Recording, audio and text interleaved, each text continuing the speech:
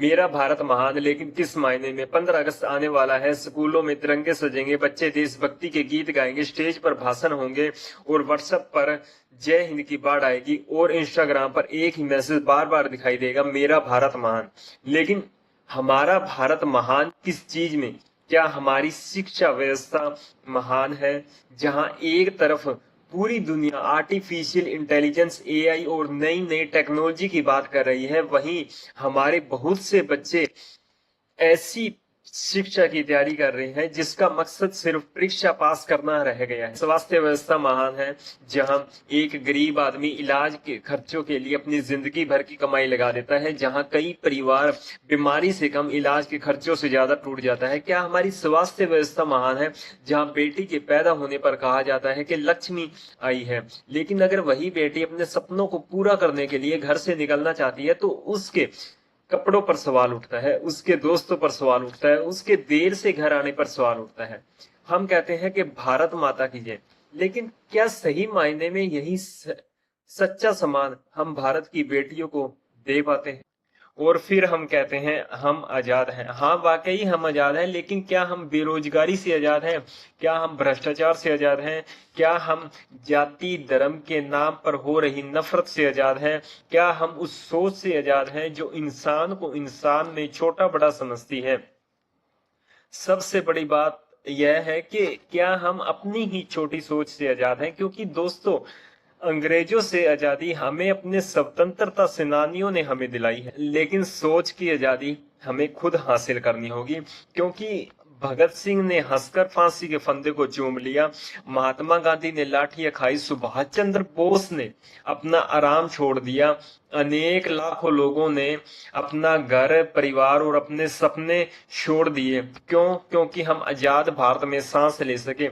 लेकिन एक सवाल खुद से होना चाहिए कि क्या हम इस आजादी के लायक बन रहे हैं?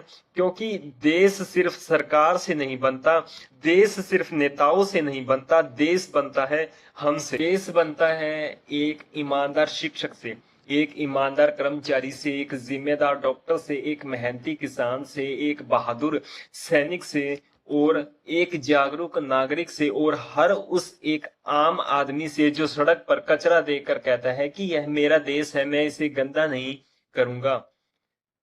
देशभक्ति सिर्फ 15 अगस्त को डीपी लगाने का नाम नहीं है। देशभक्ति तब है जब हम टैक्स चोरी नहीं करते।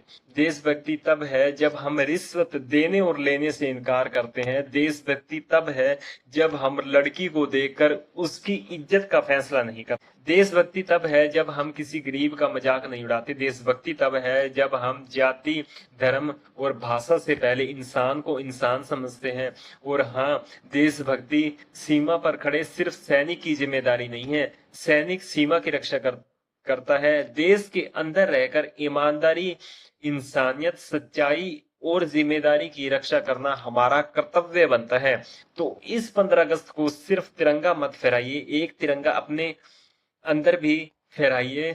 केसरिया साहस का, सफेद शांति और सच्चाई का, हरा उम्मीद और विकास का, अशोक चक्र हमें याद दिलाता रहे कि रुकना नहीं है, आगे बढ़ते रहना। तो अगली बार जब भी आप कहें मेरा भारत महान, तो खुद से एक सवाल करें कि मैं अपने भारत को महान बनाने के लिए क्या कर रहा हूं। क्योंकि दोस्तों, भारत महान तब नहीं होगा जब हमारे पास दुनिया का सबसे बड़ा लोकतंत्र है।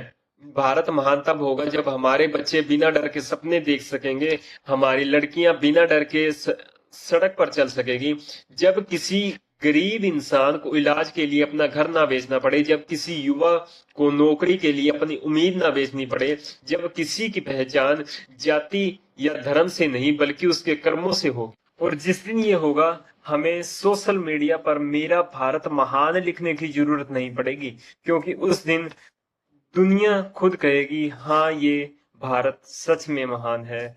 जय हिंद, जय भारत।